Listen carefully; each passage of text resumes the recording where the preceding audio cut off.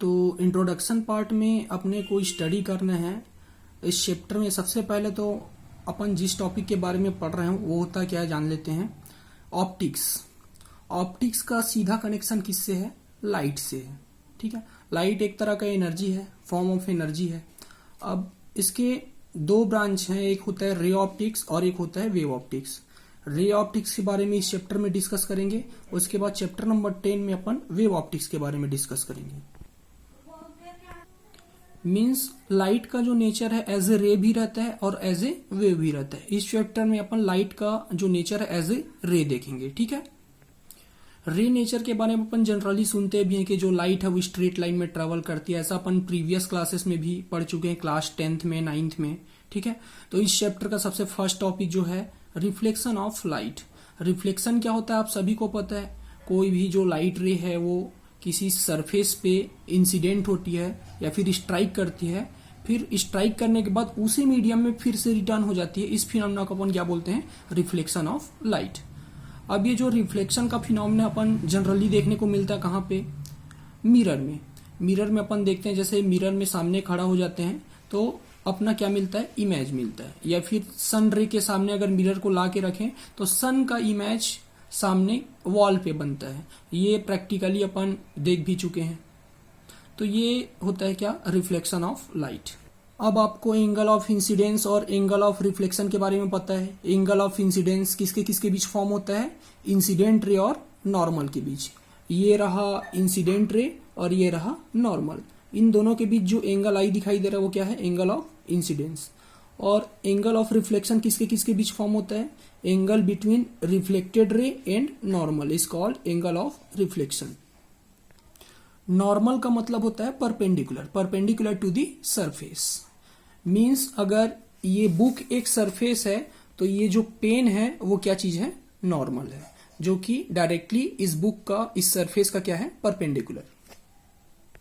Loss of reflection भी आप पहले भी पढ़ चुके हैं। फर्स्ट लॉ क्या है? Angle of incidence is equal to angle of reflection. जैसे कि इसका एग्जांपल मैंने आपको बताया था पहले भी। कैरम बोर्ड में जब अपन आई को जैसे जैसे इंक्रीज करते हैं वैसे वैसे आर भी क्या होता है? इंक्रीज। मीन्स यहां से आप देख सकते हैं अगर ये आई को अपन इंक्रीज करें तो आर भी क्या होगा? इंक्रीज होगा। और दोनों का वैल्यू हमेशा क्या रहता है? इक्वल रहता है। ठीक है, फिर सेकंड लॉ क्या होता है? The incident ray, reflected ray and normal at the point of incidence all lie on the same plane at the point of incidence. Means अगर देखा जाए तो ये इंसिडेंट रे है, ये रिफ्लेक्टेड रे है और ये नॉर्मल है। और ये तीनों कहां पे रहेंगी? एक ही प्लेन पे रहेंगी। एक ही प्लेन का मतलब मान लो ये एक प्लेन है, ये एक प्लेन है, तो इसी प्लेन में क्या रहेगा? इंसिडेंट रे भी रहेगा, इसी प्लेन में नॉर्मल भी रहेगा और इसी प्लेन में रिफ्लेक्टेड रे भी रहेगा। मतलब ऐसा नहीं कि इंसिडेंट रे ऐसे आ रही है फिर रिफ्लेक्टेड रे ऐसे जा रही है और फिर सरफेस ऐसा है, तो ऐसा नहीं होगा। तीनों एक ही प्लेन पर रहेंगे। अब देखते हैं types of reflection. Types of reflection में दो तरह के होते हैं, एक होता है रेगुलर रिफ्लेक्शन और एक होता है इरेगुलर और डिफ्यूज्ड रिफ्लेक्शन। रेगुलर रिफ्लेक्शन क्या होता है? जब सरफेस बहुत ही ज्यादा स्मूथ रहता है, जैसे कि अपन देखते हैं कि इसमें मिरर में, मिरर का जो सरफेस रहता है वो बहुत ज्यादा क्या रहता है? स्मूथ रहता है। तो उससे क्या होता है? इंसिडेंट रे भी एक दूसरे का पैरेलल रहती है और रिफ्लेक्टेड रे भी पैरेलली एक दूसरे के रहते हैं। तो इस कंडीशन में जो रिफ्लेक्शन होता है उसको क्या बोलते हैं? Regular reflection. और इस रेगुलर रिफ्लेक्शन में जो अपने को इमेज मिलता है वो बहुत ही ज्यादा क्लीन एंड क्लियर रहता है, जैसा कि मिरर। फिर देखते हैं क्या इरेगुलर और डिफ्यूज्ड रिफ्लेक्शन। ऐसा कब होता है? जब सरफेस जो है इरेगुलर रहता है। इरेगुलर सरफेस को अपन बोल सकते हैं जैसे अपने घर का जो वॉल है या फिर ये जो बुक का जो सरफेस है या फिर बहुत सारे, ज्यादातर सरफेसेस क्या रहते हैं? इरेगुलर। अब किस चीज को अपन रेगुलर बोलेंगे और किस चीज को अपन इरेगुलर बोलेंगे?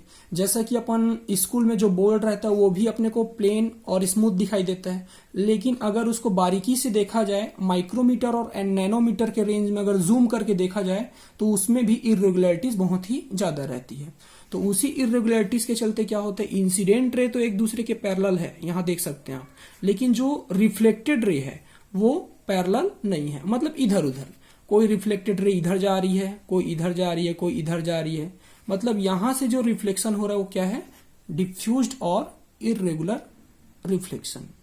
अब यहाँ पे एक पॉइंट लिखा उसको आप देख सकते हैं, how do decide whether the surface is smooth और रफ। तो यहां से लिखा हुआ है डायमेंशन, सरफेस का जो डायमेंशन है वो वेवलेंथ का 1/4 से कम रहना चाहिए। जैसे कि वेवलेंथ का जो रेंज रहता है, लाइट का जो वेवलेंथ रहता है वो 10⁻⁻6 -7 मीटर के रेंज में रहता है। तो उसमें जो इरेगुलरिटीज है इससे भी कम रहना चाहिए, इससे भी क्या रहना चाहिए, कम रहना। देखो क्वार्टर लिखा है यहाँ, इससे भी क्या रहना चाहिए, कम। मतलब जितना ज्यादा अपन उसको जूम करके देखें, अगर उसको माइक्रोस्कोप से अपन जूम करके देखें तो उसमें बहुत ही कम इरेगुलरिटीज रहना चाहिए, तब जाके उस सरफेस को अपन क्या बोलेंगे, स्मूथ सरफेस। अब आपने ये भी देखा होगा कि जैसे अपन वॉल के सामने खड़ा हो जाते हैं तो अपन अपना इमेज वॉल में नहीं देख पाते, जबकि वो भी एक तरह का रिफ्लेक्टेड सरफेस है, मतलब वहां से भी रिफ्लेक्शन हो रहा है, लेकिन जो रिफ्लेक्शन है उसका टाइप्स क्या है, इररेगुलर रिफ्लेक्शन। इसके चलते अपन अपना इमेज नहीं देख पाते। जैसे कि आपने देखा होगा, जैसा टाइल्स वगैरह है, टाइल्स है, फिर मार्बल है, वो थोड़ा सा स्मूथ रहता है, तो उसमें अपन थोड़ा सा ब्लर टाइप से इमेज अपन देख सकते हैं। क्यों? क्योंकि उसमें रेगुलरिटीज थोड़ा सा ज्यादा होती है। लेकिन फिर भी बहुत ही अच्छा इमेज देखने के लिए आपको मिरर की ही जरूरत पड़ेगी, या फिर और एक एग्जांपल है, जैसे कि आप वाटर सरफेस है, वाटर सरफेस जैसे नदी तालाब में जो अपना इमेज बनता है वो भी बहुत ज्यादा क्लियर रहता है, क्योंकि उसका जो वाटर का सरफेस रहता है वो भी बहुत ज्यादा स्मूथ रहता है। अब देखते हैं क्या, इमेज। तो इमेज एक होता है ऑब्जेक्ट और एक होता है क्या, इमेज। अब इमेज का जो है 2 टाइप्स होता है, एक होता है रियल इमेज और एक होता है क्या, वर्चुअल इमेज। इसको मैंने पहले भी बताया है। रियल इमेज किसको बोलेंगे, जिसका रियल वर्ल्ड में एग्जिस्टेंस है, उसको अपन क्या बोलेंगे, रियल इमेज। जैसे कि अपन किसी भी चीज को देखेंगे तो उसको टच भी कर सकते हैं। रियल इमेज को अपन क्या कर सकते हैं, टच कर सकते हैं। मैंने आपको क्लास 10th में एक लैब में एक एक्सपेरिमेंट दिखाया था कनकेव मिरर और कन्वेक्स मिरर का। जब अपन कनकेव मिरर को सामने ऐसा रखे थे, एक कैंडल को रखे थे, तो उस कैंडल का जो इमेज है, रियल इमेज, अपने को यहाँ पे एक पेज लिए थे व्हाइट कलर का, उस पेज में इन्वर्टेड कैंडल जो है जलता हुआ दिखाई दे रहा था। तो वो जो कैंडल का इमेज पेपर में बन रहा था वो इस रियल वर्ल्ड में क्या करता है, एग्जिस्ट करता है। एग्जिस्ट करने का मतलब ये है कि अपन उस इमेज को हाथ से टच कर सकते हैं, हाथ से टच कर सकते हैं, उसको क्या बोलेंगे, रियल इमेज। याद रखना, रियल इमेज हमेशा फ्रंट ऑफ द मिरर बनता है, फ्रंट ऑफ द मिरर, ठीक है। फिर नेक्स्ट है क्या, वर्चुअल इमेज। वर्चुअल इमेज किसको बोलेंगे, जो कि इस रियल वर्ल्ड में एग्जिस्ट नहीं करता, ठीक है, जिसको अपन टच नहीं कर सकते, जिसको अपन स्क्रीन पे ऑब्टेन नहीं कर सकते। वर्चुअल इमेज हमेशा बिहाइंड दी मिरर बनता है, बिहाइंड दी मिरर, जैसा कि आप यहाँ पे देख सकते हैं। तो मैं आपको एक एग्जांपल बताना चाहूंगा। जो अपन घर में यूज करते हैं प्लेन मिरर, उसमें जो इमेज बनता है वो हमेशा क्या रहता है, वर्चुअल। क्यों वर्चुअल रहता है, क्योंकि वो बिहाइंड दी मिरर बनता है। ऐसा तो नहीं कि बाहर मिरर के बाहर इमेज बनता हो, फोटोकॉपी, नहीं, ऐसा नहीं है। ऐसा इमेज बनाने के लिए अपने को कौन सा मिरर यूज करना होगा, कनकेव मिरर। ये है कनकेव मिरर। और कन्वेक्स मिरर और प्लेन मिरर में हमेशा क्या बनता है, वर्चुअल इमेज। यहां पे आप देख सकते हैं difference between real image and virtual image.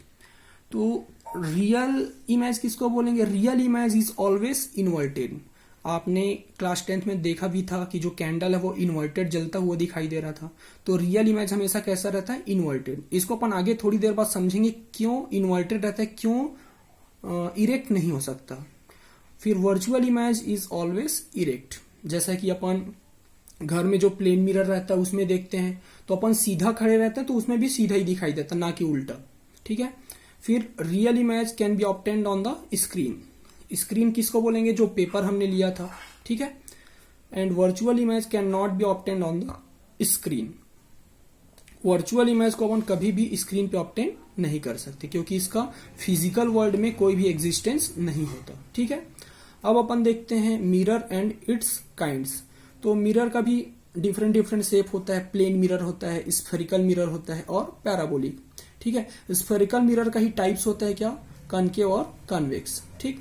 Parabolic mirror यहाँ पे देख सकते हैं, ये मिरर का एक स्पेशल टाइप है जो ज्यादातर यूज होता है। अब क्यों अपन स्फेरिकल मिरर यूज नहीं करते, पैराबोलिक मिरर क्यों यूज करते, इसको अपन आगे समझेंगे इसी चैप्टर के लास्ट में। ठीक है। अब नेक्स्ट टॉपिक है एक छोटा सा लैटरल इन्वर्सन। लैटरल इन्वर्सन आपको पता होगा, जैसे कि अपन अल्फाबेट है, उस अल्फाबेट को अपन मिरर में देखें तो जस्ट साइड वाइज क्या हो जाता है, वो इन्वर्ट हो जाता है। जैसे कि अपन यहां से एक एग्जांपल से समझ सकते हैं, जैसे बी को अपन मिरर के सामने रखेंगे तो बी कैसा दिखेगा, ऐसा दिखेगा। ठीक है। सी को अपन मिरर के सामने रखेंगे तो सी कैसा दिखेगा, ऐसा दिखेगा। ठीक है। डी को देखेंगे तो डी कैसा दिखेगा, ऐसा। तो कुछ अल्फाबेट होते हैं जिसके लैटरल इन्वर्सन होते हैं, कुछ अल्फाबेट होते हैं जिसके लैटरल इन्वर्सन नहीं होते। जैसे एग्जांपल है ए को अपन मिरर में भी देखेंगे तो कैसा दिखेगा, ऐसा ही दिखेगा। ठीक है। तो लैटरल इन्वर्सन का मतलब क्या होता है, साइड वाइज इन्वर्ट होना। ठीक है। नेक्स्ट टॉपिक है properties of image formed by plane mirror. तो इसमें अपने को ज्यादा कुछ नहीं देखना है, डायरेक्टली एक फॉर्मूला देखना है, number of image formed by plane mirror. मतलब दो मिरर को अपन अलग अलग एंगल पे रखें तो उसके अकॉर्डिंग कितने सारे इमेज अपने को देखने को मिलेंगे। इसको भी अपने क्लास 10th में पढ़ चुके हैं। N is a number of image 360 upon theta, theta is a angle between two mirrors. ठीक है, -1। अब जैसे कि देखो थीटा का वैल्यू अपन 90 डिग्री पुट कर दिया, मतलब दो मिरर के बीच हमने कितना एंगल रखा, 90 डिग्री। 90 डिग्री रखेंगे तो इसको सॉल्व करने से कितना आएगा, एन का वैल्यू 3 आएगा। मतलब दो मिरर अगर एक दूसरे में 90 डिग्री पे हैं तो अपने को कितने इमेज दिखाई देंगे, 3 इमेज दिखाई देंगे। इसको आप ऐसे कुछ समझ सकते हो, एक मिरर को ये वाला मान लो और एक मिरर ये वाला, तो दोनों मिरर के भी 90 डिग्री है और यहाँ पे सामने कोई क्वाइन रख दो तो उस क्वाइन का 3 इमेज आपको मिरर में देखने को मिलेगा। ठीक है। थीटा का वैल्यू 180 डिग्री हो, जैसा कि ये जो बुक है वो रखा हुआ है, आप देख सकते हैं 180 डिग्री। एक मिरर ये है और एक मिरर ये है, दोनों के बीच का एंगल जो है वो कितना है, 180 डिग्री। तो 180 डिग्री रहेगा तो यहाँ पे वैल्यू पुट करेंगे थीटा का, तो एन का वैल्यू कितना आएगा,